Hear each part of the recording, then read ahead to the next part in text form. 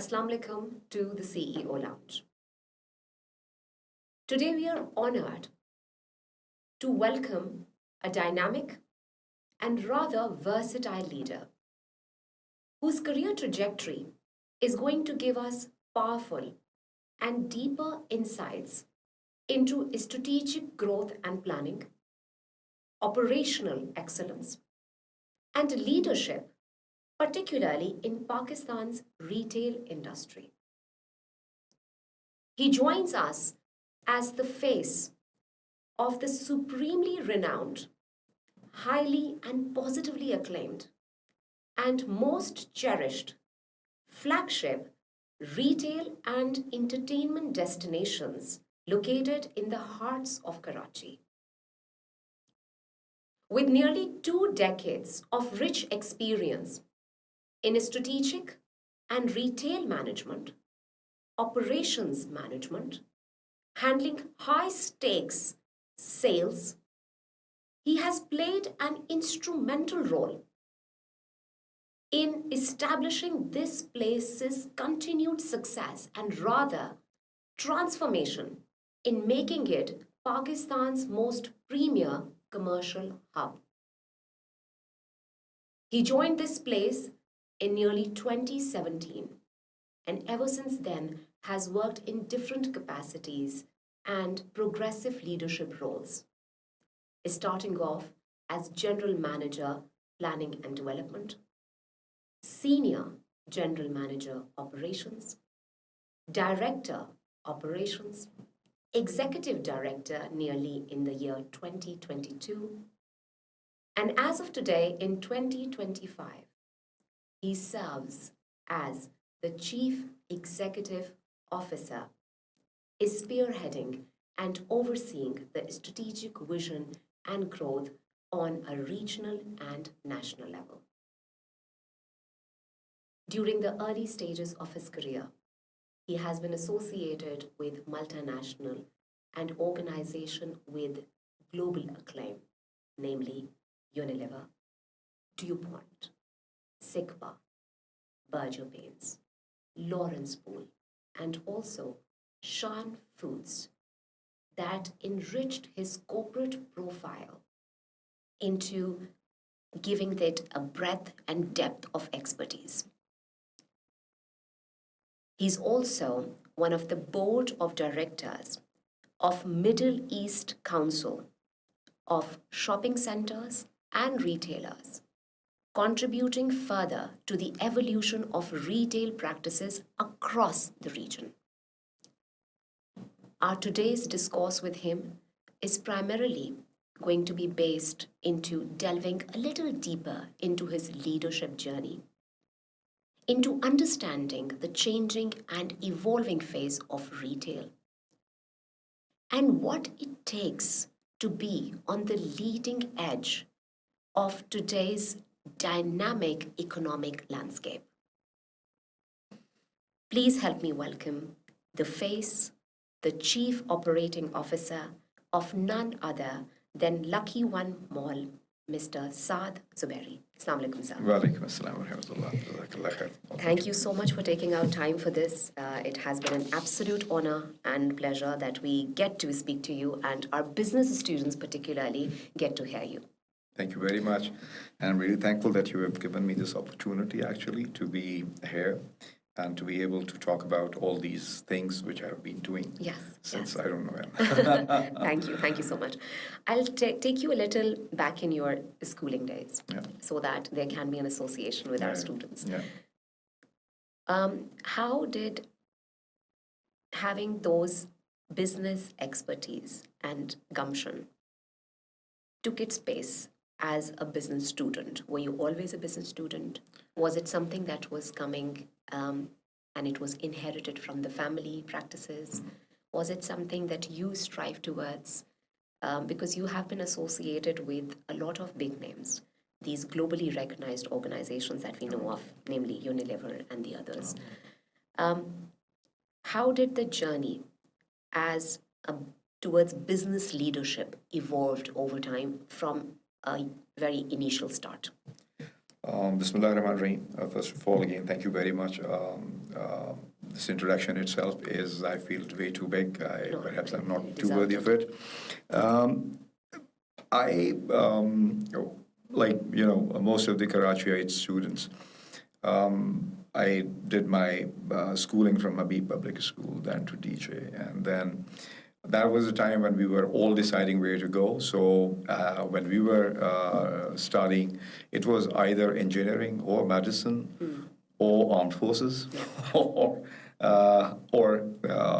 MBA was evolving kind of a thing. Yeah. So, of course, in those days, MBA wasn't there, frankly speaking. Engineering, and then I did my master's in BSc Honors in Applied Chemistry, and it was all technical side. But something happened during my master's when I was doing my MSc from University of Karachi, and I was serving internship. We were to, serve internships in the industry. That was an important part of the training of masters. So I went there to Hext. It was a pharmaceutical company. And during those 6 months, I realized that perhaps what I'm studying is not for me. And I need to do something else. And I was lucky enough that I could go and could actually continue my studies. CBM, which is now IOBM, at that time announced that they are actually starting the business studies. So I got the opportunity, I talked to my father, and I went there. And MBA I was doing because I thought that MBA is going to make a good mix with my, standing with the chemical side. This is MSc Applied Chemistry. And it's going to be a good combination to get some job. Those 2 years of MBA actually told me, and which I learned later on, that you might have heard of multiple intelligence. Like we have got multifaceted, yes. First to 1, 2, 3 strongest skills in us. And if we choose a career according to them, it'll be easier for us. So I did not know about multiple intelligence in those days, but I realized one thing, that what I'm studying is actually, it's pulling me inside.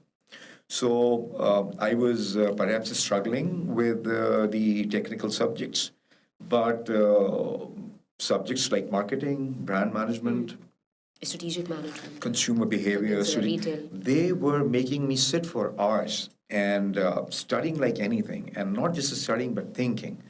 And the journey actually started from there. Wow. I got lucky that I got the combination of applied chemistry and masters, got selected as a management trainee in Berger Paints. Yeah. And they trained me well, and I'm still thankful.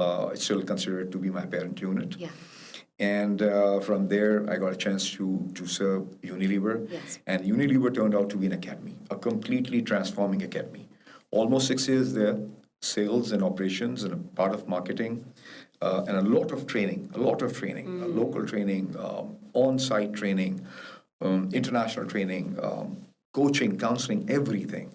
So that was the transformational thing. And it transformed me so much that we thought that we should try something of our own. And from there, we set up this company, Hearts. This was our first business venture. Yeah. All ex-Unilevers joining hands together. Wow. And working there. It went very well, but it did not continue for a long period of time. A lot of reasons were there, but that opened the other window of the entrepreneurship. And we understood that this is something, and today we are part of a business thing which is going on parallel to us, alhamdulillah. And I feel that what I was teaching brand management, I was teaching marketing, I was teaching consumer behavior sales in those days as well. I was feeling that what I'm teaching, I'm learning. And what I'm learning, I'm absorbing. And what I'm absorbing is actually transforming my mind. That I should be trying and doing those things which people are scared of.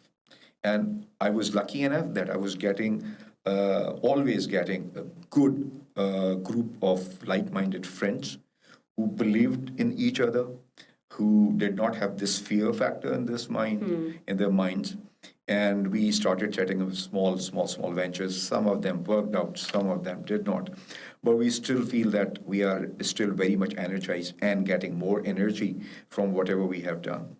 So the corporate side was going on its side, its own track, and this side was actually growing on this thing. And I feel that it was a cross learning. What ventures I was doing there were making me understand how should I be applying the strategy in the corporate, whatever my responsibility is. Right. And whatever I was learning here was helping me to actually, improve our those initiatives which we are taking certain things. So that is the journey. Alhamdulillah, I was lucky. Allah has been really very kind that Allah gave me the opportunity to work with the best of the best in the industry, not just the companies, but the people I worked with. And they helped me shape up my career today. And I feel that it is now my responsibility to give it back to these young boys and girls, and to help them in any way I can in my small capacity, to understand some things which I've learned through my experience, so that they should be equipped, they should be understanding it better, and they can be making better strategies and would be able to devise better way forwards for them. So this is what is happening. Yes. I think it has been very wholesome so far, and it has been very multifaceted. Not everybody goes through that experience, and like you mentioned, it's very important for students to understand that there can be occasions, because this is what I see on a very frequent level, particularly when I am gauging and dissecting my business students, that from a very initial stage, like you mentioned, that academics shaped your mind. There were certain MBA became the turning point. Absolutely. Defining moment. You delve deeper into the academia to identify your SWOT, your personal strengths and weaknesses. Absolutely. From a very young age, these students are very fixated to become now entrepreneurs. It has now become more like, that if I don't pursue the pathway of doing something of my own, I'm a sheer failure. And like you mentioned, Unilever became an academy. Then you delve further deeper. You started from a very grassroots level. How important, and this is so important for these students, it's very imperative for them to understand that there will be the first few initial years where you will have to completely delve into the grunt, into the raw work. It might be as clerical as it can get. You have to take up those challenges. And then there might come a level which will shape your personality, demeanor to that extent that you will be able to define your leadership philosophy. How did leadership came to you? Were you already a leader? Were you apprehensive to take up those roles? What has been those first few initial, building blocks that gave you the support or the confidence to take up, very substantial roles early in your career? Let me answer the first part first, and then we'll move towards the leadership. Certainly. All those boys and girls who are thinking of become entrepreneurs, nothing wrong with that. That's good initiative. But they need to understand that things will not fly and come to you. You have to go and find them. You have to dig wells, and you have to fetch the water. So that is something for which you need to learn and understand that there are skill levels. You do something, hard work is very good, extremely important, but you need to have this skill which should be used in the direction. How you're going to attain that skill. Your business schools are good today. They are talking about entrepreneurship, which wasn't there before, because today it's there. And perhaps this is the reason we see this courage in them, this spirit in them, this drive in them, that they want to do something of their own. But I suggest people to first go and spend some years in a structured environment. The most important thing if you want to do something of your own is that you have to be really disciplined. And where you're going to earn and learn this discipline. This discipline will be learned and earned if you put yourself in a structured, process. And where you're going to find that structured process, it will be actually working with some companies where you really want to do. You want to come up with, some. You have got some idea. You want to launch something. So I suggest that you spend some time with those companies, working there, understanding how they work, dynamics, relationship, skills, and this will help you to attain some level of maturity and endurance as well. Because I want to become an entrepreneur because I don't want to listen to somebody else. Yeah? Exactly. But that's not the right thing. If you really want to be an entrepreneur, you should be listening all the time and most of the time. Yeah? And you should be listening not from the ones who are better than you, but from the people who are there at the lowest end, because they are seeing the realities of the life. So if you are collecting and getting this information, then you will be able to devise a more effective way forward. Yeah, where you get insights from. You get insights from the people who are out there on the roads. In the field, yes. If you are in the telling mode, you will never be able to understand. But if you're in the listening mode, you'll be learning from everybody, every time, anywhere, everywhere. And this should be the spirit of the entrepreneurship. Not just that I want to do something. I was discussing it, that sometimes we want to become entrepreneurs because we would like to tell the world that, look, who I am. But this should not be the spirit. You don't tell them. The things which you will be doing will be telling about you to the entire world. Don't waste your time in making an effort to let the world know who you are. You focus on what you want to do, and you try to understand that if you want to do something, what is going to be the starting point. And the starting point, in my opinion, is that you should be attaining discipline. And discipline and skills. You just make a good mix of it, and then I think it'll be easier to do whatever you want to do. And that will be easier if you spend some time in that environment which is doing something. There are lots of wheels which are not needed to be reinvented. You will get them from there, and then you are going to use them for whatever you want to do. But it needs patience, it needs understanding, and this time which you're going to spend there will bring in some maturity. You need a lot of maturity in you. Only passion, yes, passion is driving force. Without passion, nothing is possible. But passion in a mature mind is more powerful, and it sets the direction, and it helps you to understand, develop your understanding of something, and then you go with full energy and force in the right direction. So this is the first answer of yours. So just to, a leading bit. When you talk about structured environments, what exactly do you mean? The organizations. The organizations. We're working in those sectors. It will be good if you get an opportunity to work with them, to understand how they work, how things integrate, what systems and processes and procedures and thinking patterns they're using, where they're getting this information, how they get this information, how they actually build things, And then once you understand it, you keep your idea, you keep a passion alive. I'm not saying you leave it and do it. I said that when you go to an organization, you work from 9 to 6, 9 to 5, and you have gotten one. That time which is there. And I was speaking to a young kid, and he wanted to do something of his own, working, studying in one of the elite institutes in Pakistan. And I told him that you've got a lot of time. What are you doing? You're hanging out with your friends? Eating out? Partying? No. If you want to be an entrepreneur, you must be using this time to concentrate on where you're going to build and things. Spend time in Botal Gali. Oh, yes. Spend time in Shersha. Get like-minded people, and it'll become a party. Yeah. Go to the packaging bazaars and markets of Pakistan. Try to understand what is packaging.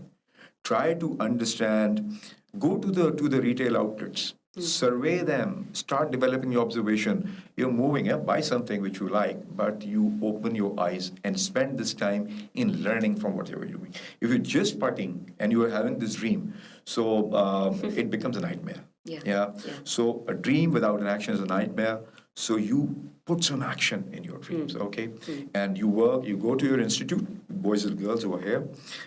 They come here 8:30, 9, they spend time, 2, 3, 4, they leave. They study 2-3 hours of study, 1 or 2 hours to research on internet.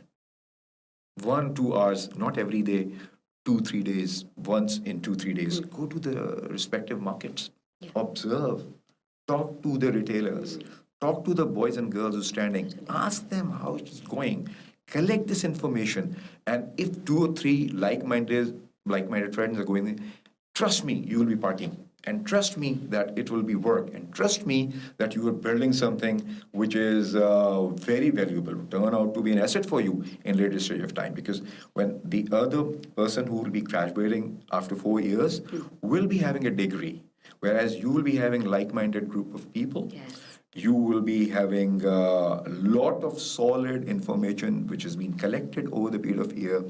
And then if you go to an organization to work for 2-3 years, you will be having an edge because you will be having a very fair idea of the practical things.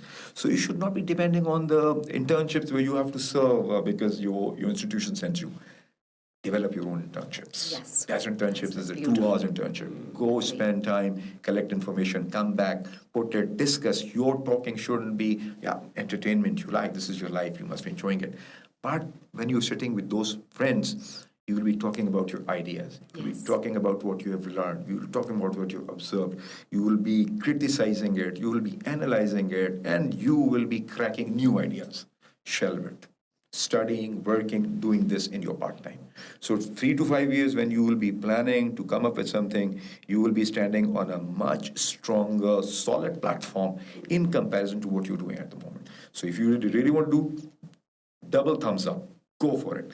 But start planning it today and be very mindful that if you're not going to be disciplined, you're not going to make it. It's not like because I want to become an entrepreneur because I want to go to my work at 12. I'll sleep whole morning and I, leave my place at 3 and I'll have a party. You can be LuckyOne, you will be having systems, you can enjoy it, but if you want to do something of your own, which you can be proud of, then you must be understanding you will be getting up 6 in the morning. Yeah. And then you'll be working on your own self. Yes. And then you will be studying business recorder, internet. Yes. And then you're going to work. So when you will be, wherever you will be sitting, you will be speaking so much sense. You will be talking so much sense. You will be putting it so much energy because they'll be backed up by the solid things which you have collected. Yeah. And that's going to differentiate you. So tomorrow, when you move from that job to your own entrepreneurial drive or journey, it's going to be having an edge from all others. So discipline is very, very important. So I think it's so. Listening to you feels like that. It's so institutional that I'm getting deeper into all the aesthetics of business. So in the first question only, and I keep on telling these students that identify, even if you're sent out to an internship, it's very important to work for that organization, but in the due course, you need to work on developing yourself. absolutely. Working for the organization does not mean that you are serving them, but you're serving yourself also in the process. Absolutely correct. And you so immaculately identified the way they can define their competitive edge in the early stages through just putting their core into market research. Yeah. Knowing the market, and if they wish to do something of their own. Yeah. If they wish to, then studying that market, and that market research then can further bifurcate it into doing an online research, but getting into the actual market and learning, the way outs. And going to those areas, getting into those, dungeons probably, which can be, the core of where all the, secrets lie. Lie there, absolutely. And you know better. People from sales, they know better. Yeah. They know actually because they have gone into the, the sort of the darker sides of from where to generate and churn the cycle. So I think it's very, very wonderfully stated. And I think they need to understand that if you don't end up becoming and identifying like you did during your academic years, identifying your gumption, identifying your strengths, identifying your own personal traits during the course of your studying years is so important. Why? Because then it helps you identify those entrepreneurship, sort of germs and yet at the same time also helps you understand that you might be better off on the other side also. It's not important that if you don't have something of your own, you will turn out to be a sheer failure. Not at all. There are so many people who serve organizations, and like you and like myself, we became like the place becomes our identity. You are associated with the brand now. So that mindset needs to be very, I think, that mindset needs to shift a little. It has to be tweaked a little. My next question was regarding your leadership roles. Yes, sir. There's a book by John C. Maxwell. It is 360-degree leadership. 360-degree leadership talks about that you are a leader wherever you are. You don't need a position. You don't need a title. You don't need a situation. Whatever it is, you act. So leadership is a mindset. Leadership is basically, to me, is showing the way, showing the path, helping people out. It's not telling, Again, it's listening. And when you're talking, I was thinking, and you were talking about, mentioning about those two gentlemen we were discussing. That reminded me of John Ed Eyre. So he wrote a book on leadership, and he talked about, and I'll come back, just slip out of my mind, servant leadership. And in servant leadership, he mentioned Hazrat Isa. And he said that he was the one who used to feed, his companions. He used to wash their feet, his companions. He is the leader, being followed by the world, So servant leadership concept came from here. And when I look at the ultimate leader of the world, Huzur Nabi Kareem Sallallahu Alaihi Wasallam, so I was 360-degree leadership says you are a leader wherever you are. You need not to be a CEO to become a leader, or the manager to become a leader, or the people. You need to understand the principles of leadership, and you start applying it on yourself first. Don't try to apply the leadership principles on the others. Leadership principle number one, there was 6, 7 principles. We don't have time. But it talks about every difficult thing. It talks about that you need to work with the difficult people. You should not be going away from them, You have to be, if you really want to be a leader, you are not going to be a leader until and unless you are a great listener. You cannot become a leader until and unless you did not have the genuine urge to serve people. You're not. Don't try to pull them. If somebody thinks that I want to pull people, I want to go them, my way, this is not leadership. This is not leadership. This is something else. You can name it anything else. But leadership is basically genuinely, truly serving people, and you should not be expecting anything in return. That's a very important thing. You should be doing, leadership is we say that leadership is not a place to sit. It's not a title to hold. It is actually a choice. And a choice that you want to be a leader, then you have to do, these are do's and don'ts of leadership. So 360 degree says you're a leader everywhere. You are standing on a bus stop waiting, start helping people. If you feel that you need not to take permission, you need not to make a presentation, you need not to hold a title, help them out. On the road, you see a lot of miseries. A leader doesn't leave something happening in the middle and runs away. You have to be part of it. Go there and help them out. In your school, you see boys and girls struggling. Go step up, helping them. If you know something better, some subject, some concept, go and try to help them in understanding them. I remember that when I was studying, and there were groups, and this very competitive thing, my MBA thing. And I don't know if those who were there with me will be listening to this or no. But our group was an open group. Whosoever is not accepted by any group was more than welcome in our group. Come and join us, guys. And there were 3, 4 of us. The outcast group. The outcasted group. So I remember that in every presentation, there were 1 or 2 new faces. 3, 4 of us. Permanent faces, 1 or 2 new faces. And they will keep on changing. So it was very open thing. Come and join us. No problem at all. We'll be working together. So we thoroughly enjoyed our MBA. And this is why I told you that the decision I took at university is because I did not do MBA. I think I understood the spirit of MBA. Wow. And it is still today, it invokes something. And, And things, alhamdulillah, alhamdulillah, were really, really very fine. And so this is how leadership. And we studied this from good to great. Uh, Inspiring Leadership was the book of John Adair. We talked about, servant leader, about Hazrat Isa, the Jesus. And John C. Maxwell says, you are a leader, you need not to have a title. It is a mindset. It is a spirit. It has to be really genuine. And it is to go out and help people, to support people, and do not expect anything in return.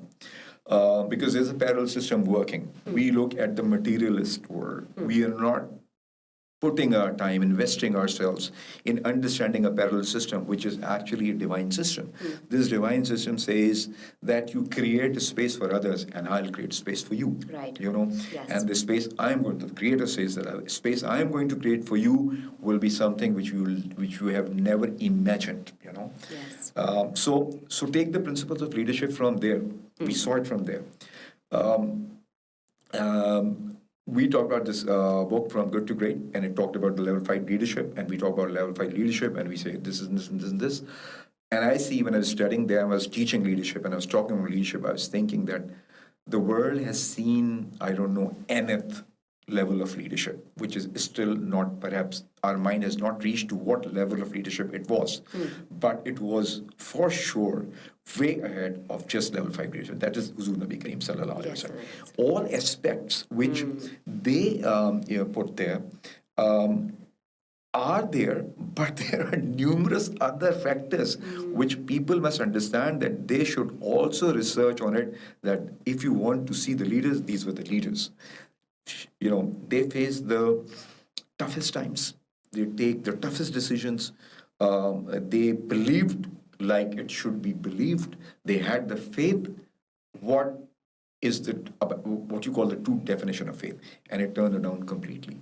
And when it happens, something triggers, and that something is basically the energies which are actually waiting for you to trust in them, and continuously think and purify your spirits. Think genuinely. Think about, if you want to be a leader, think about giving. If you want to be a leader, think about contributing. If you want to be a leader, think about going down and helping them. Yes. Don't expect that they are going to return something to you. Expect and ask something or the return from Allah. That's it. Yes. If you're a leader, you have to be divinely connected. Oh, yes. Now, there are a lot of people who are not believers, but I see in the given time, Nelson Mandela. Oh, yes. What did he make? What did he do? Yes. Nothing else. Okay. A people's servant, I would say. A people's servant. We talk about those things, and I see still the leaders which are global leaders politically. I'm not naming them, but these are the leaders who created those movements, who have actually challenged the biggest powers. Yes. And they are still living and surviving, and they are happy whatever they are going through. You know what I'm talking about. Yes, certainly. So if I look at those people who created them, and let me name them, Ismail Hania, and name them Sheikh Ahmad Yasin. Yes. These are the political side. Nelson Mandela is the political side. I look at them, what they have actually earned from themselves, nothing. Nothing. Just giving. Just giving, yes. To the extent that they've given their lives. Yes. Nelson Mandela spent almost all his life behind the bars. Yes. We've got another example in Kashmir. Out of 80 years, 45 years behind the bars. Not giving up, not making anything of his own. Sayyid Ali Gilani. I look at Qaid-e-Azam. Oh, yes. Whatever he is, he's giving. Giving. He gave us this country, and look at us that we are losing our trust on this country. On this country, yes. And he actually created something which never existed. So if we really want to see this leader, you will see one thing common. From Huzur Nabi Kareem Sallallahu Alaihi Wasallam to those leaders, believers or not believers, they were following the same steps. And they were getting the edge, and they were getting the elevation, and they were getting the recognition, and they were getting the respect, and they were getting the genuine love of the people, following them like anything. Giving away your life behind somebody is no joke. Qaid-e-Azam Kaur, millions of Muslims have sacrificed their lives. Look at them. So this is the essence of leadership. I think it's wonderfully stated. This is so important because the perception is so polluted of what leadership is. Very well said. Not understand, it is polluted and corrupted also. Yeah, correct. In every industry. Not understanding that, okay, when you have to be a leader, there's going to be perseverance, your resilience. You're sitting on the impression that students have is that you have to sit on a pedestal to lead, you know. You are given that, I think that pedestal is actually a privilege that gods give you with a lot of responsibility. Absolutely. And I think the core of what you wonderfully, beautifully mentioned is that it actually boils down to a sacrificial attitude and a selfless approach. Absolutely correct. Because you will be a devastated lead if you don't have that mindset. Yeah. So now, speaking of this leadership philosophy, sir, I would like to know that one of my leads, because we do experience different employers, and students would eventually be doing so as well. So whenever we are moving from one employer to the other, there are certain factors of consideration. Yeah. And when I was taking one of the decisions in the past, one of my very, very significant leads told me that, Adeela, create variation in the industries and sectors that you moved. Yeah. You know? Yeah. So if you're moving from a organization in a industry and you're moving in the similar industry, that's fine. But try to take a bigger risk is stepping into a completely alienated domain with a new sector. Yeah. And this is what you have done, is studying your career trajectory. I have seen that. So from the world of FMCG, moving towards the world of operations and retails and sales, and that too on such a mass and sort of a high stake level. How did the leadership philosophy evolved and shaped, moving from a particular ambit and sector which required a different aesthetic into a different ethos and philosophy of retail, now moving towards penetrating into yourself as a retail specialist? Yeah. Sometimes when I look at what has been through, it amazes me myself that how Allah is shaping things. But I feel that there were a couple of, one thing is that what you learn from one industry stays with you. And if Allah make you able to apply your learning on that industry, the new industry of what you have learned, 50% of the things work out. 50% of things you need to learn, 50% at least things work out. Okay. How to develop basic systems, you understand that where to start from, and this is commonsensical thing, and your common sense sharpens. Your common sense sharpens if your observation is strong and if you've actually really tried to get into the things. So I believe that I worked in FMCGs, I worked in durables, I worked in business to business. Then before coming here, I served Lawrence Pool, completely different thing. We were opening shops and stuff like this, and then we moved here. And here as well, when I was getting into things, all those learnings were, we started from making SOPs. Now, SOP is something which is across the industry, the structure is same. The basics are same. Yeah. It has to answer the basic questions. Yes.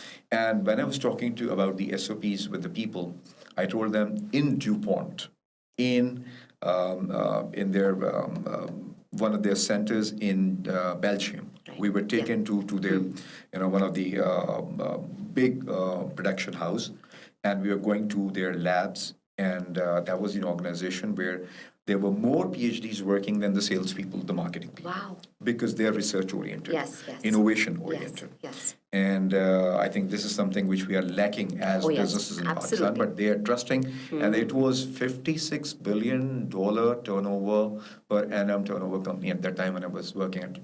So there were PhDs. We were taken to the level where the PhDs working, and there were equipments kept there. And beside every equipment, on the wall, there was a usage step-by-step procedure written. Manual, SOPs, how to start, how to close, how to clean, stuff like this. What is going to be added, stuff like that. So I asked somebody that, who's working? He said, the same person from last 5 years. I said, and he's a PhD. And I said that he's working on these 4 or 5 equipments. He's doing researches. Every equipment has got an SOP right in front. Why this? I said, because he's a human. And they have made it a practice that he comes there and he reads it first and then he starts.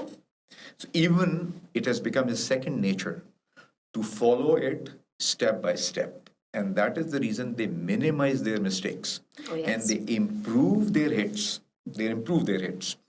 And when they talk with surety and they talk logically. Why? Because they've been developed in a logical thought process manner.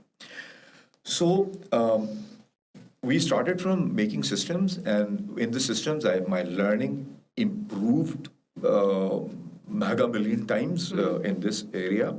And all those things which I was doing anywhere, I was trying bit of it taken from here, applying it here, checking it worked. Understanding of the brands, converting LuckyOne into a brand, applying all those elements of brand equity on LuckyOne, which can be applied on an FMCG product, and it works because it's the learning. So the cross-functional learnings, basics you have to learn of that industry, but a lot of things are there which are always with you, which you need to apply, and you should be applying them intelligently. I've been lucky. Allah has blessed me. Allah has guided me. Allah has helped me. And Allah has given us results in all these areas, alhamdulillah, subhanallah. Today, we claim ourselves not to be a mall. We call ourselves a community center.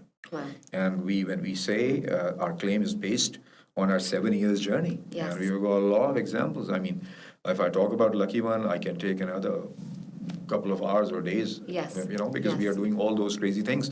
But those crazy things were crazy because they were not being done in industry in Pakistan, so they are taken crazy.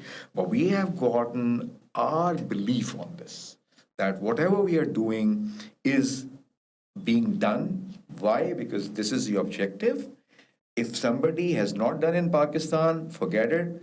None of the malls in Pakistan ever thought to have a table tennis championship, badminton championship, bring a Scrabble to the kids, all those crazy things, bring all those segments of the society to the mall and create something from this. This is coming from, and one very important thing element matters. I believe that your leadership matters because my leadership is Suhail Tabba. I look at him. Yes. And he inspires. And he gives a lot of space. He asks questions, direct questions, but he gives a lot of space. So the leadership is the essence, that he is giving space. He's not saying my way or highway. He's creating space. He takes risks. He believes in the systems. He believes in people. He believes in developing people. Yes. So today, what we have learned from him, we are learning from the leaders' roles. You said, I changed, I worked with him. Yes. I mentioned Mr. Naeem Coker. I mentioned Mr. Khabar Jamal. I work with people like Mr. Raheel Rahman, late, may Allah bless his soul, with Maghfirah. I worked with Rizwan Jameel Saab, any other good people. Yeah. My friends from whom I learned a lot, Khayyam, he's again CEO of multinational, Faraz Yadav, for that matter, Zulfikar Siddiqui. All these were leaders in their own capacity, in their own styles, in their own approaches and value systems. Yes. And when you work with all of them, you learn from them. And then eventually I met this amazing person, Mr. Suhail Tabba, and today, Lucky was there. This is my longest stay with any organization. I owe it to, it's Allah's rahmah, but I owe it to him that he gave us all this opportunity, not just myself, but all the people who are working under him. Yeah. So it's a blessing. And so leadership matters and learning matters. And the people you work with matters. And there are leaders against whom you decide to switch. You decide that I'm not going to work this in this environment. So I've taken those decisions as well. Yes. So when you stepped in, I believe it was 2017, right? 2017? September 2017. September 2017. This establishment, and when you're stepping into an embodiment that is already renowned, that is already having a name, it becomes slightly complex to do a gap analysis. Anyone who's stepping as an aspirant business professional into the market, what are the basic steps that you need to take in order to shift the game or put a dent somewhere and identify and do a very thorough gap analysis as a business lead and change the dynamics on a very transformative level, which you did? Looking at this place as a breeding ground where you can build very, national level or city level camaraderie is not easy. What did you do during the early years of your leadership over here? Lucky. Lucky one. See, whatever I've gotten, I think it's at first place, at second place, third place, it's Allah's rahmat. It's the prayers which are coming for, And it's constant progression that you have seen here. Stepping into a general manager and then, so on and so forth. And that has been... Allah has been very kind. First of all, I'm really thankful to Mr. Sohail, who considered me worthy. He created all those spaces. Yes. And secondly, to the people I'm working with. Amazing people. We do a lot of critical thinking, and critical thinking is not easy because in critical thinking, you criticize. You just try to get to the bone of what is happening, to the root level. So there has to be a confidence level that when you are having a dialogue or a discussion or brainstorming session, how people take you and how you take people. So the team has gelled, and we do a lot of such discussions where there are a lot of disagreements, and those disagreements actually take us to a newer level of, amazing things happening there. Yeah. So I was lucky, again, as I said, I was lucky that, and I'm lucky because Allah has blessed me, and my parents' prayer was there, my family was there, that I stepped in when the mall was evolving. Yeah. Not playing nowadays, but used to play squash quite regularly. So my friends at squash actually criticized my decision. Hey, you are leaving Shan Foods, and you have joined a mall which has flopped. Which is flopped. It was picking up the pace in that vicinity. It calls the evolution period. The evolution period. It evolves more. And I said, why? It's a selfie mall. I said, what's a selfie mall? I said, people go there, they and take selfies. People go there, they take selfies, and they go. They don't buy. And I said, no, guys, it doesn't happen because I'm studying. I think it takes some time to establish. And I was part of the team which was actually forming at that time. My role was basically into the planning and development and compliance, and I was given the responsibility by Sohail Saab to develop the systems. So the first thing which I did, and which I always try to do, is not to start working, take a deeper dive. Deeper dive, go try to find what is happening. There are lots of new things which you need to understand first. Right. There are lots of people who are very new to you. And there are different kinds of people. There are people who become gelled in very quickly. There are people who take their own sweet time. There are people who are still not sure of you, so you have to work with these people. But what matters most basically is that you should be giving respect and space to everybody. Most importantly, you should be understanding the basics of the business. And to understand the basics of the business, you should not be speaking more, you should be listening more. You should be observing more. You should be moving around. You should be seeing things happening. You should be asking questions.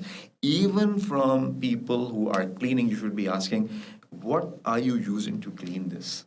What is your cycle of cleaning?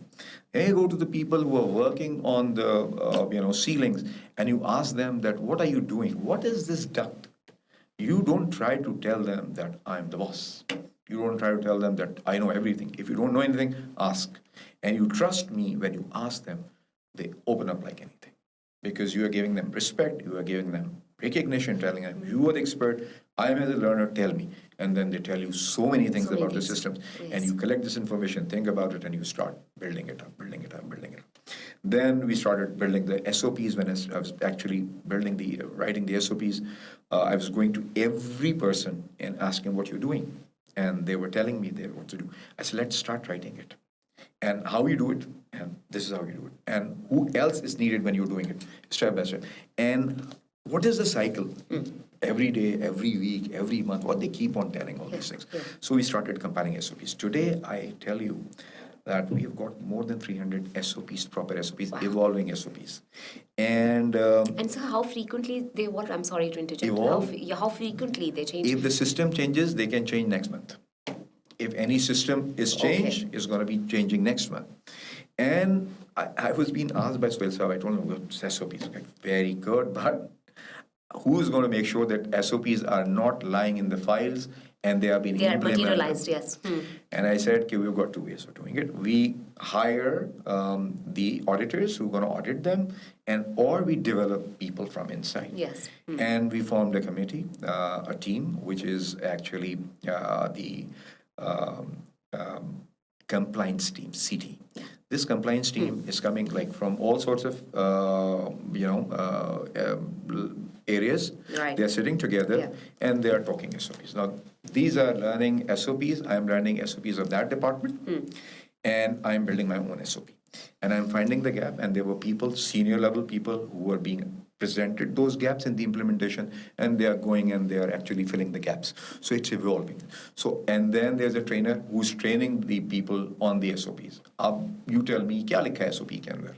And they are Urdu, and they are talking about, in their languages, कि हम यूं करते हैं, फिर ऐसे start करते हैं, फिर ऐसे करते हैं, फिर ऐसे करते हैं. So it is not just a piece of paper. It is a system. It is being checked, evolving, and people are trained on it, and they have given the ownership. It is your SOP. You need not to know English. You need to know your work. You know your work, you tell me, I'm going to write it for you. I'm going to write for you in Urdu so that you can read it correct. So this was the beginning. This was the beginning. So once it was happening, we started getting things systematic. Right. Yeah. Right. And we were actually trying to put the SOPs inside the minds of people. And that brought me at a closer level. And then there was an opportunity in the activation side. Brand activation was a part, not something new, then leasing, then stuff like this, the training. Then they put me in the engineering department. And I remember the question I said, I don't know anything about this thing. And I'm being told that you've been put in so that you understand and learn. And then I rolled up my sleeve. So, sir, in a nutshell, what were the critical elements which were identified during those first initial years? Why was it considered to be a sinking ship? For the people who are outside, who doesn't understand the industry, they think that you launch a mall and it's up and running next day. It doesn't happen. It doesn't happen that way. It doesn't happen. Global standards say that 92% of the mall should be leased if it is declared as a fully leased mall. LuckyOne Mall turned out to be the fastest evolving mall in Pakistan. In record time, we evolved. That means we filled in 92% of the space with the lease. Yeah. Footfall, consistent footfall. Consistent, yes. That I know. The third part is, alhamdulillah, mashallah, is that the number, this is a global number, this number of your brand should be falling out. So we were very low in comparison to the global standards. So the mall evolved in a record time. There were lowest number of the people who were leaving mall, and then there are brands who are expanding, and then footfall is there. But this takes time. So if you start framing, if you start blaming, if you start passing a statement that's a flop thing, it was not a flop thing, it was starting. Okay. I was lucky enough, by grace of Allah, that I stepped in when it was starting. 6 months passed, but things were actually shaping up. So Allah gave me the opportunity to work around. So how important, sir, it is to now, apart from setting the SOPs, apart from identifying the gaps, understanding, because a lot of students might be looking into avenues of retail and sales also. Yeah. What should be the first steps? I mean, you beautifully structured the systems that you need to set the standards. There have to be a proper protocol that needs to be set. Everybody who's associated needs to know the SOPs and the structure of processes and procedures. That's a given. That is the formula. But now coming back to the core, which is the customer. How important it is for you to understand the evolution of this consumer experience? Beautiful question. So if you can just further delve into it. Yeah. See, the first thing is that if you don't know your customer, then you're nowhere. Yeah.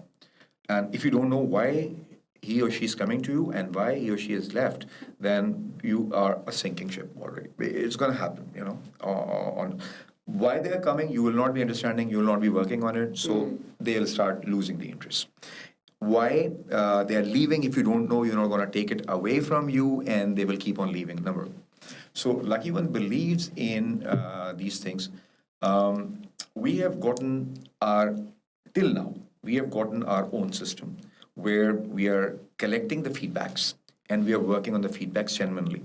There's a monthly meeting. It gives about 45 minutes on just observations and all departments sitting. This is wrong. This is the complaint. This is to be resolved. This we already understand. It will take some time. How we have to cover it and stuff like this. But LuckyOne will be going proper marketing research now. Very formalized. Formalized one. And this is something which is not being done in the industry. Because you talk about malls, we are an infant industry. Yes. The first proper mall came in Pakistan in 2011. Yes. The rest of the thing was small shopping centers. They were not mall. Yes. Mall thing came in 2011. We are sitting 14 years from that day. So it is in infancy if you compare it with all other industries. I talk about the industries and the brands which are in the market, and whatever they are doing, whatever it is, they are not believing in research. They are not spending in research. We believe in research.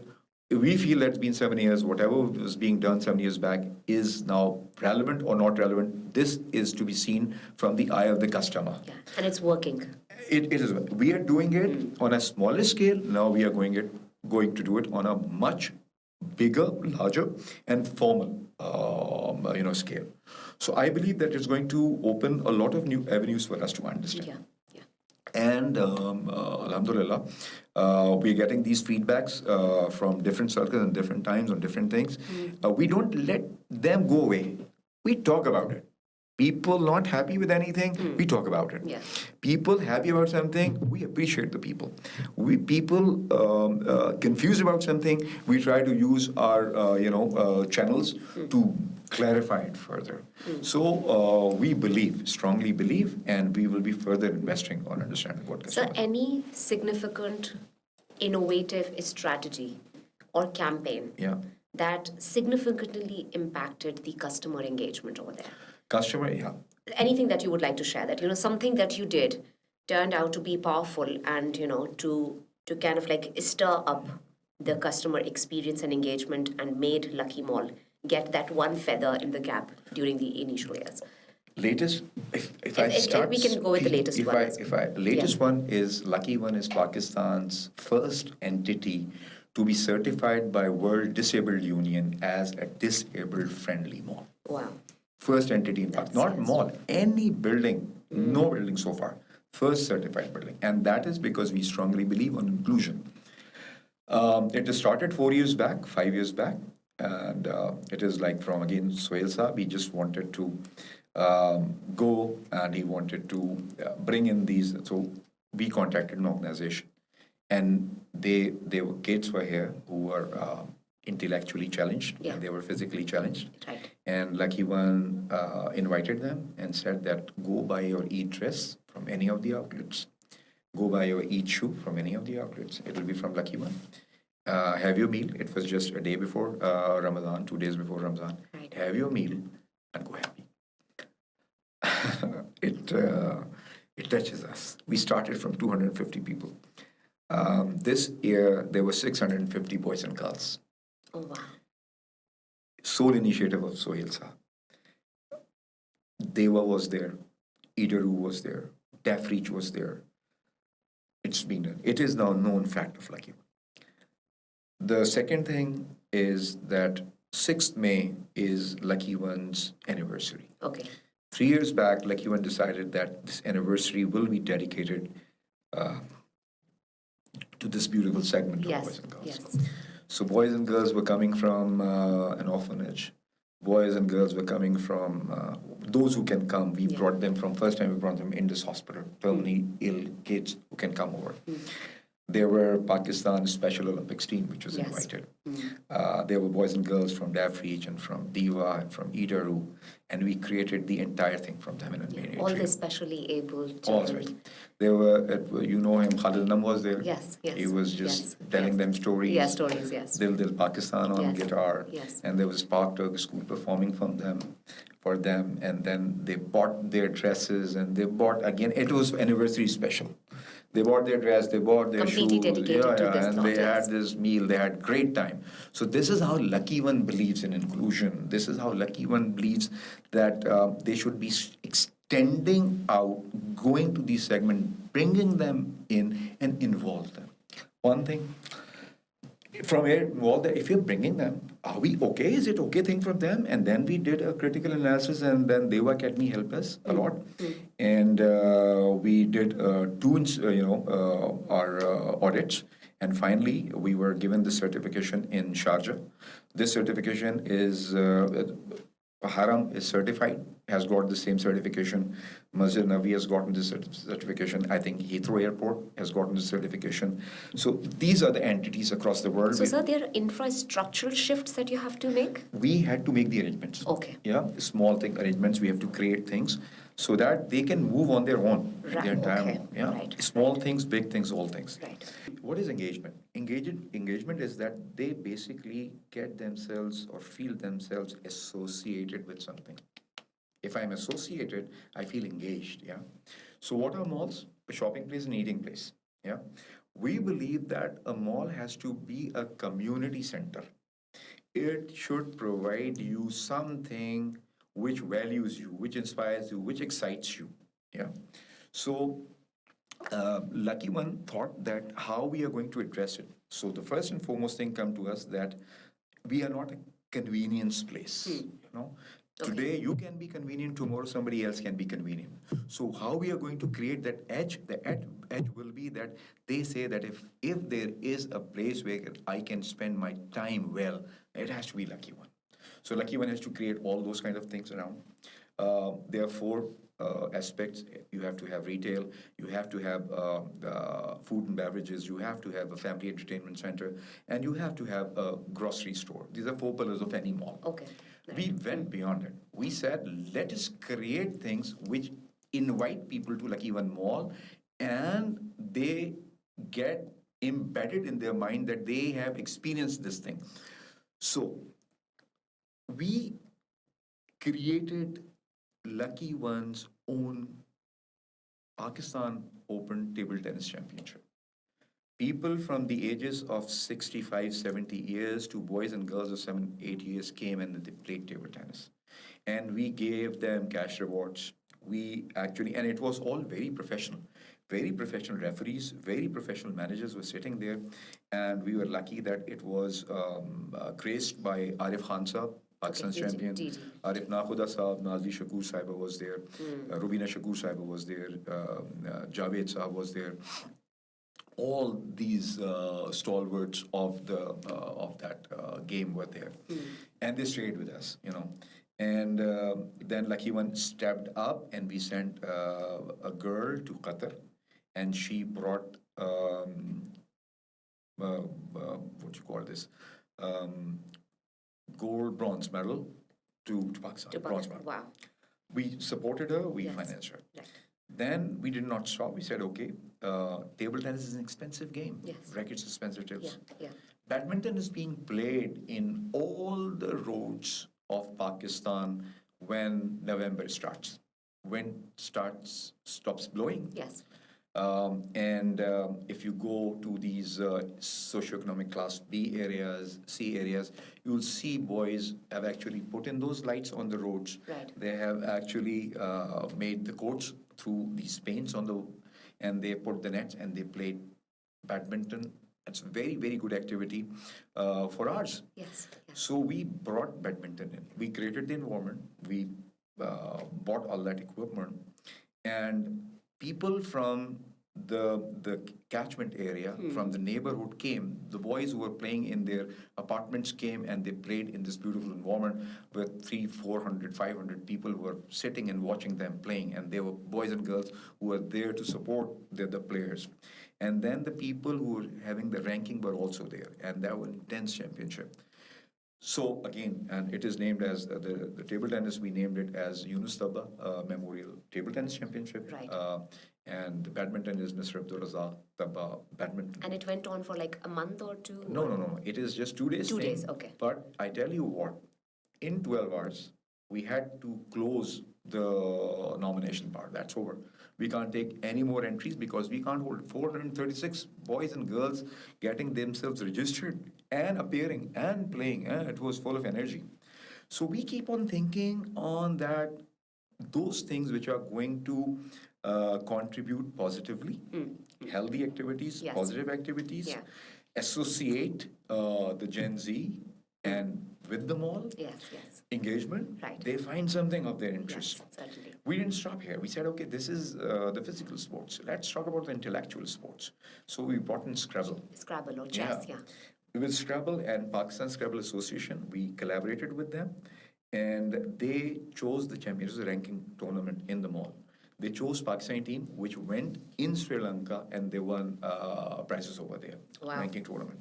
So LuckyOne is actually trying to understand all the segments, and we are trying to create things which actually inspire them.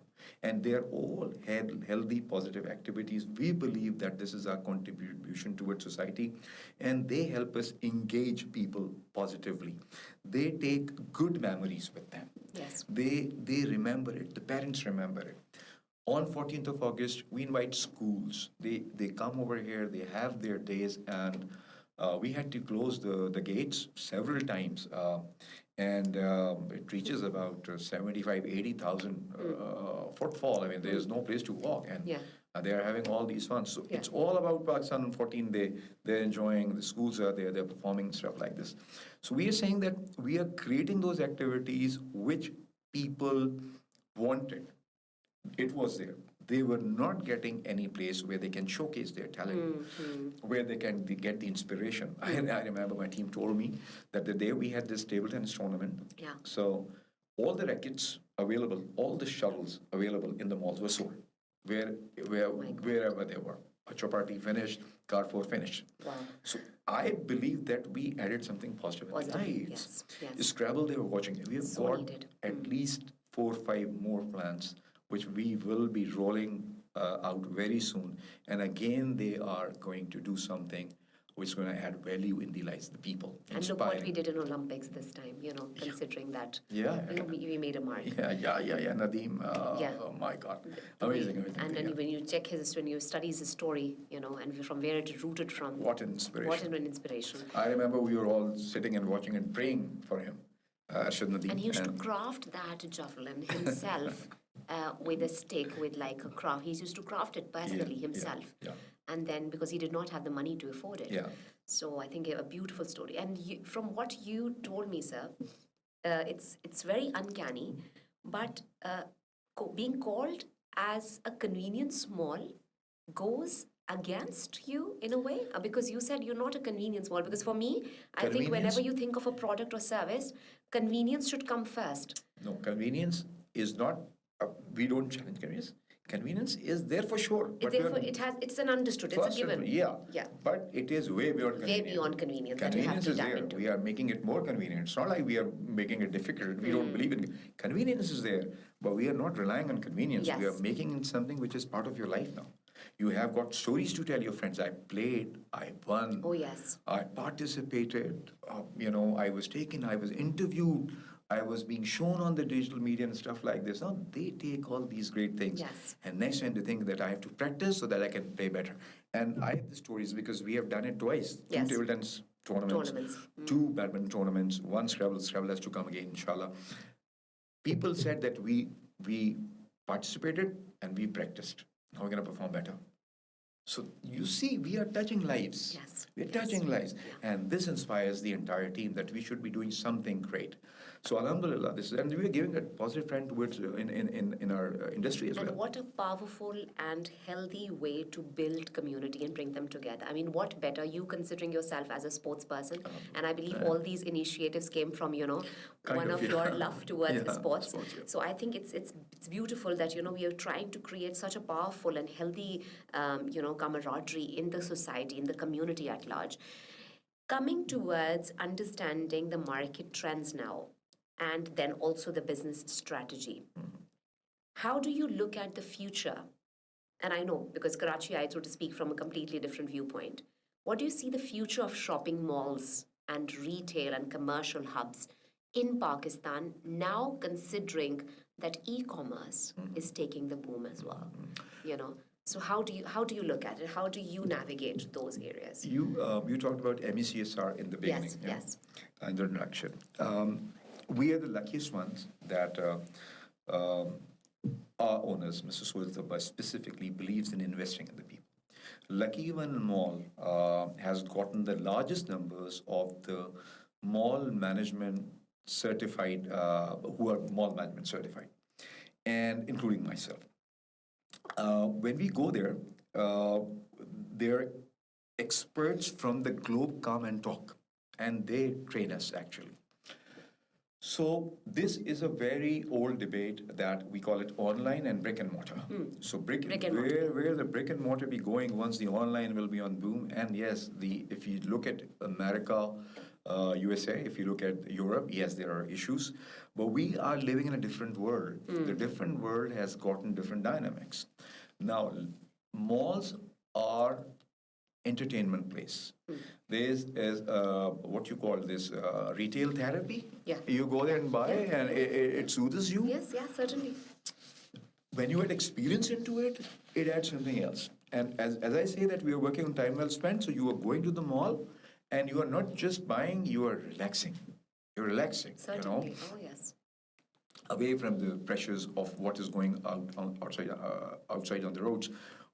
Alhamdulillah, mashallah, we've been able to create that difference here, that people feel that this is a better place to come over. Yeah. Now, looking at this point, at first place, globally, this debate is going on, and online has not been able to gain larger number of votes against the brick and mortar. People still believe in feeling before buying. Yes. And in economies like Pakistan, I think it will be a big challenge again for online to establish themselves. Because if I talk to a lot of people, they say that I sell. I don't know the numbers, but I'm actually giving an example. They say I sell 10 and I get 5 in return. They send it back. They say not needed, not used. And others might not be retained. They're not retained. So there are no apparently, repetitive sales. Yeah. And we want repetitive sales for sustainability. And the other thing is basically that people have gotten bad experiences as well. I saw something on which wasn't delivered. It fascinated me on the screen, but when I touched it, I said, fine, I'm not going to do it again. So it's better that I'll see it myself, I check it myself, and I'm going to buy it. And if you create an environment against it, around it, so what? Not against it, around it. So what will happen? That they will be actually talking about it to a lot of people. They will be using it. Will create a moment for them, and that moment they are going to put on their social media, in their discussions, in their experience as well. So I believe that the power of experience is very strong. Right. It pulls. Yes. Online does not have this power of experience. Yeah. It is just convenience. Yes. So in a society where the avenues of entertainment have reduced like anything, whatever you have, we have in Pakistan, in Karachi particularly, it is deteriorating. Yeah. It's not being uplifted. Absolutely.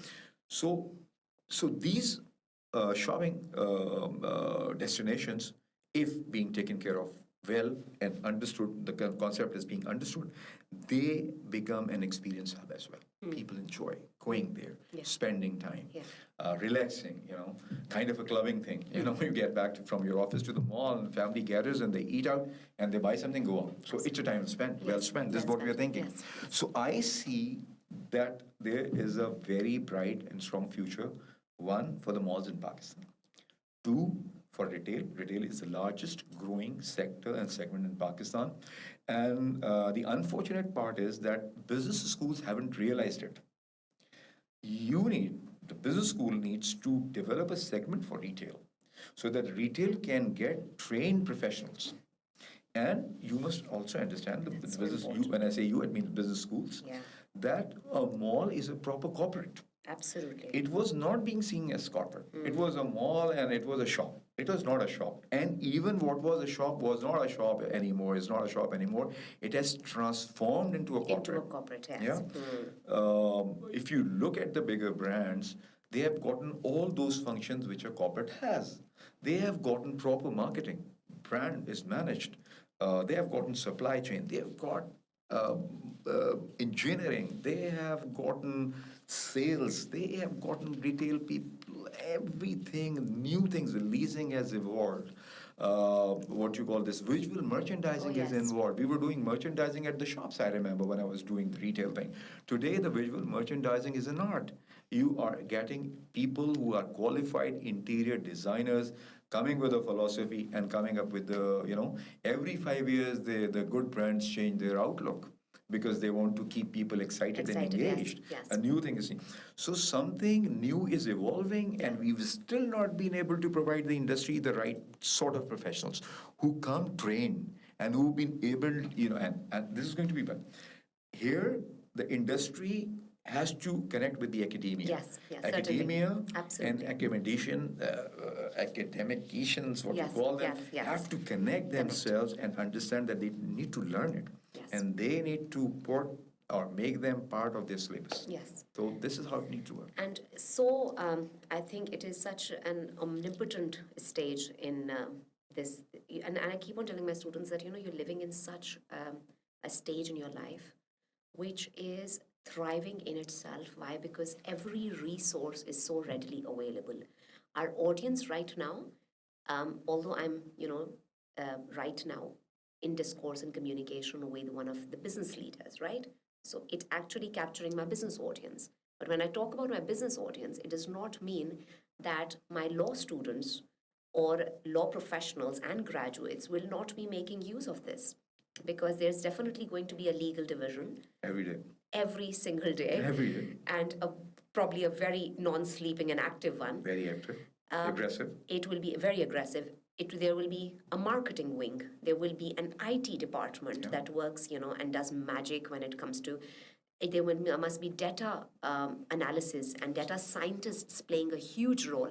So that excites a lot of my CS audience. Absolutely. That is taking electives in the second year that are, So what is now, since you spoke about the intertwining of academia, the education industry, with that of, let's say, retail, since we are, exploring that right now, what is LuckyOne Mall doing now, since I know that you're calling up international trainers to train their staff in areas of education particularly? And if you do it, there is, I need to tell you this, there is a thriving audience that is looking forward to such kind of an exposure in areas of mentorship, in areas of career opportunities, in areas of internship opportunities, management trainee opportunities for the students, because they're so looking forward to it. And when you kind of further dissect their expertise and strengths, you will be appalled that, oh my God, even sitting in the second or third year, they have fantastic ideas.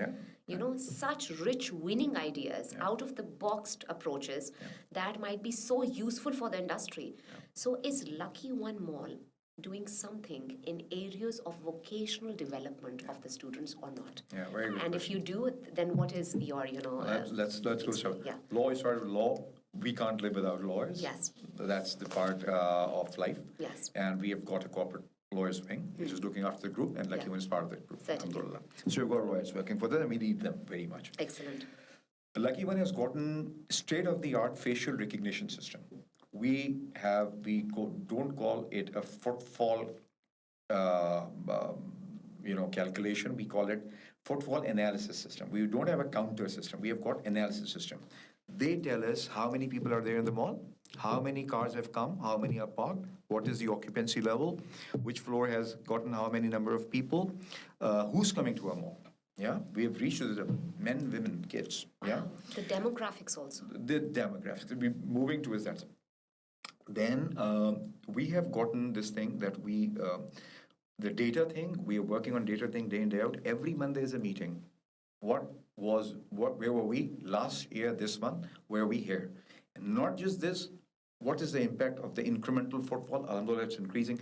Incremental footfall on the sales categories, footwear, apparel, accessories, food, stuff like this. So this is an analytical thing, which is an interdepartmental, cross-functional thing, I also said, and we try to understand where the mall is going, actually. When it comes to the IT specific thing, we have gotten the state-of-the-art system, which is now in place since last almost 3 years. So we are actually observing who's coming to a mall. We're collecting this data. Where is he or she going? What is the highest peak time or the peak hours? So the operational teams can be deployed accordingly. What is basically the low-end time so that you can do your staffing accordingly? So all these things are not just there, but they're implied. They're being used. Whatever the learning is applied, we plan ahead on the basis of the data collected over last year's quarters, months, for the festive things, and alhamdulillah, it's working. So law is very much there. We have gotten a management trainee program. 2 of the management trainees are working with us. We have got engineering training program that is comprehensive 2 years program. It's not just LuckyOne, but all the group companies. So it means that we have gotten 2-3 more engineering-oriented companies which are part of the group. So these engineers are actually rotating in LuckyOne in all these companies, and they are having very good understanding of how large engineering systems operate. So we've got internship programs, we've got trainee engineers program, we've got internships, and all these things are actually in place since quite some time. And so how actively does that happen? Is it like an annual internship program? Is there Yes. a separate HR department that looks into it? It's a proper corporate. It's a structured program. Yeah, it's a very structured program. It's a corporate, actually. So we have gotten all those departments in place. We have got the IT, we have got ICT, which look after this phase and thing. There are 2 different departments. IT is inward, actually. Right. The emails, the systems, the communication, the in-house developed systems to run the gate passes and all these things. Yes. Then ICT is basically looking after this facial recognition system and the camera system. We have got more than 1,100 cameras actually through which we're. So they are managing this feed, they are maintaining the system, they are running system, they are identifying the gaps, and they are actually working on it. So these are 2 systems. Then we have got a full-fledged engineering department which has mechanical side, electrical side, and all these things. Then we've got security and safety and sales and proper marketing, brand strategy. We've got proper finance system. We've got recovery system. Right. Purchase, store, everything that is in any corporate is at LuckyOne. So LuckyOne is a proper corporate. So when you talk about you bringing in interns, you bringing in the freshies, and then also emerging leaders, what is a very unified mentorship approach on one particular strategy? Are they, when you talk about a structured process of internship, be it 3 weeks or a month or 2 months or 3 months, do you have trainers that engage these interns? Do they get projects? Are there reports? Because it's a clarity that the students do need. Why? Because when they go for internships, it's very important for them to understand that this is your very first job experience. Yeah, absolutely. You will have to deliver. Absolutely. You will be responsible for important deliverables. You won't be just sitting there. You won't be just not only just engaged in the clerical work, but you have to be approaching work with a different from a very professional viewpoint. So does Lucky Mall structure those experiences for new emerging trainers and leaders, and then obviously coaches these students in a proper manner? Do you have a team that actually diligently looks into that aspect? First of all, when we bring interns, our first and foremost thing is basically to give them a complete idea and exposure of what is happening. Right. And then we try to make them understand that how things are integrated, how things are work actually. In some departments, they have given some projects. In some departments, they are working with the system to understand what the system is. So tomorrow, it's not going to be a theoretical knowledge, but they'll be having a fair idea that I've seen it, I've been part of it, and I've come. For the management training programs, I meet the management and engineering trainees every 3 months. Okay. I talk to them. Right. I ask them what you have done. Right. And I talk to the people who are training them how to work. Because we would like to have, because management trainees are going to be the future leaders. So we have to build them on very strong foundations. And we want to give them this understanding that, see, we own you. We have picked you up through a proper, very proper system. The screening system and everything, and gamification program, and then interviews and everything. Then you've been actually identified as the required resource. And if you're here, we own you. So we are going to make you understand and learn, and we'll be right there with you whenever you need us. And it's not like this that you can come, but I call them. You come and sit and tell me what's happening. So they tell me what's happening. And I believe that this interaction is helping me to learn and understand, because learning has to be there all the time. Absolutely. So I learn how they think. I try to see from their eyes what they have seen. They come up with their own observation, they tell us. So whenever they go to a department, this department has to take them through the grunt, the entire grunt, so that we can develop a very strong professional who we can trust on in the coming years. So this is how we work. I think, because I know their eagerness towards exploring different opportunities, and now business and the concept of commerce is picking up the pace, and they're delving into finance and data sciences and marketing and human resource. When you talk about, and now we are moving towards the closing of the podcast, because we have touched base on such important and very, very intricate areas. One core, because the audience is going to be very wholesome. Yeah. Predominantly, it's going to be the business students, Yeah. but they will also be lawyers, LLB honor students, or graduates and professionals, as long as CS students. Your one advice to the younger audience who is now looking into stepping into the market for either their very first job or are in their initial stages of their career, and then is speaking from a leaders, and like for us, you are more like a business maestro. Speaking from that angle, what exactly do you look for? Which competencies and skills and traits do you wish to look for in this generation or during the course of the recruitment and selection process to hire them or to retain those certain people with those competencies? Because it's very important for them to know that they need to build up their craft from a very young age. And from the very early start, what should they be sort of inculcating in themselves in terms of essential traits? So what exactly should be one or two specifics that they should be working on? And when it comes to your advice to the audience? Two things, clearly. Number one, they should remember, I should remember, we all should remember, that attitude opens more doors than competence. So work on your attitude.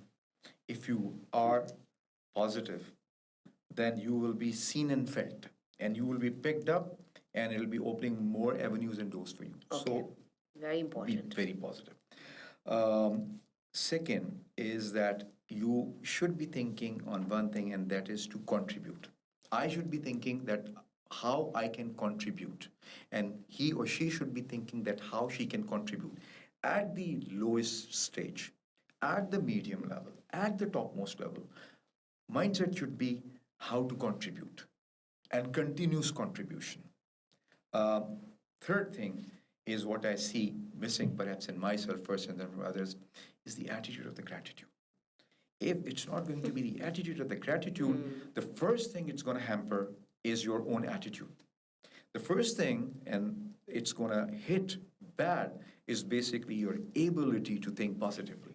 If you're not going to think positively, you will be in a complaining mode, you will be asking, you will be demanding, you will be singled out. And no one wants to keep a trouble. People would like to see those people around you who can shoulder. instead of those people who will be cribbing and crying and saying, I didn't get that, he got that, she didn't get that, I got it in a different way. That's no. The people, and I'm observing it, those actually, when we were doing up that gamification stuff like this, one of the elements which we were observing was how positive they are, how contributing they are, how giving they are. So we picked up those who've got the best attitude. Got the best attitude because we know that attitude is their own thing. If we are good enough, we can train them on anything. Yes. On anything. Yeah, they're driven enough. Yeah, but I cannot, make anybody honest. I cannot, make somebody who's continuously thinking negatively. I cannot infuse or will be feeling very difficult to infuse positivity in that mind. So if I just, I take it, number one, must remember, attitude opens more doors than competence. Okay, yes. Build the competence, but work on your attitude. Watch your attitude always, every time, and always remember that your attitude will be observed in the difficult times, not when everything is going hunky dory. No, everybody will be happy, everybody will be positive, everybody will be smiling. But when the testing time comes, then how one reacts is what matters. Yeah. And the second thing is basically that you should always be thinking, you wire your mind and how I can contribute wherever I am. I'm in my class, I want to contribute to all those who are around me, to my teacher, to the environment, to the society, okay? I'm in the job, I should be contributing towards my organization. And people say, yeah, I would like to show myself. You must understand that a lot of people who are observing you, should be speaking. One of our bosses used to say that you should be, doing something. You should be blowing the whistle from one hand, but from the other hand, you should be working. Yes. And with the stronger hand, you should be working. Yes. Yeah. So if you will be focusing on blowing the whistle and telling the world what I'm doing, or blowing the, or beating the trumpet or whatever, you will not be contributing. And if you will be contributing, and you're not saying, it will be seen sooner or later. If you're contributing and telling others what to do, this is the right path. So, first thing which should be coming to your mind, how can I contribute? How can I make things improved? How can I work positively to deliver something? Work on that. And then if you're a leader, you should not be thinking of your own self. You'll be taking entire thing. And a leader seen like this, in group of boys and girls, we found leaders like, there are people who speak a lot, who like to speak for the sake of speaking. Yeah. They are again singled out in few moments. Yes, there are people who are making sense when they speak. They're speaking. And there are people who are quiet, but once they actually put up things, they turn out to be something which is overwhelming. Yes. So work on contribution. And you have worked with such wonderful, powerful leaders. They are literally like more like institutions to learn from. I owe whatever I have to all of them. Was there any one piece of advice that remained with you that you received from any one of them? Just to close our conversation, I think on a high note, on a positive note. Any one piece of advice that changed the course of your life during your early stages in the career, and that still stays with you, that is still very rooted and ingrained in you and your personality and your lifestyle? When I was at Peugeot, I was management training. Yeah. And after 1 year of the management training program, I got the confirmation as product executive. And the gentleman who really inspired me, he's my mentor. He's CEO of Mobile Discrete Limited. He might be listening to this. Khabar Jamal sir. Yes. I came to know he resigned. I was shocked to myself. And I went to Khabar and said, what you have done. And then we have a conversation. I still remember it, and I've actually shared it. So one thing he told me, that he said that you will be growing. You will be growing, and you will be taking. At the moment, nobody's, reporting into you. But tomorrow there'll be people who will be reporting into you. So you must remember that you should be acting like a shock absorber. There'll be lots of pressure from the top, which they want to be taken down to the lowest level. Yes. You should have an understanding, a very good understanding, that how much of that load and pressure which is there, may it be the situation, crisis, testing, economy, any other pressure. How much of the pressure is to be passed on to the people who are reporting into you, your team, so that it can make them work more effectively? Yes. And secondly, you should be understanding that there will be a lot of pressure coming from the bottom, which is to be expected to be given to the management. So you should be having a very fair idea and intelligent thinking that how much and the most important, what is the most important thing, most critical things, which are to be passed on to the management, you know. And in the middle of it, you are going to be the absorber. Take the pressure, pass on what is needed. Take the pressure, pass on what is needed, and this is how an effective, good, powerful engine works. So I still remember it, and so thank you very much if you're listening. That's beautiful. Thank you so much, sir. This is from Jamal, sir. This is wonderful, and I think we have this is the first time I've taken endless notes. So I think this is going to not only help the audience, but help me furbish and move towards, I believe in the concept of Kaizen. I follow, continuous improvement. I follow a lot of Japanese concepts. So I think it was a very rich discourse, which helped us dive deeper into your career insights, into your vision, the growth, the remarkable leadership. Not only it has been inspirational for the audience or myself, but it opened a new avenue towards the dynamics of retail and strategic business management that you have been doing year after year, and have reached this level where now we look up to you to get certain notes which might just polish up our craft on a day-to-day basis. So thank you so much for joining us. It has been an absolute honor and pleasure. And to the students, to the graduates, to the professionals who were tuning in today, I hope that today's conversation gave you meaningful takeaways and renewed motivation. Whether you are stepping into the market as a freshie, as a novice, as a newbie, or you're trying to navigate the business landscape. And to the students, the graduates, and professionals listening to us, whether you are stepping into the market for your very first career opportunity or navigating the business landscape, I hope that today's episode gave you meaningful takeaways and a renewed motivation. Until next time, stay curious, keep learning, and remember that the road to success is never going to be a straight line. It's a process of evolution, resilience, and most importantly, is staying true to your purpose. Thank you so much for listening, and I will see you in the next episode at the CEO Lounge.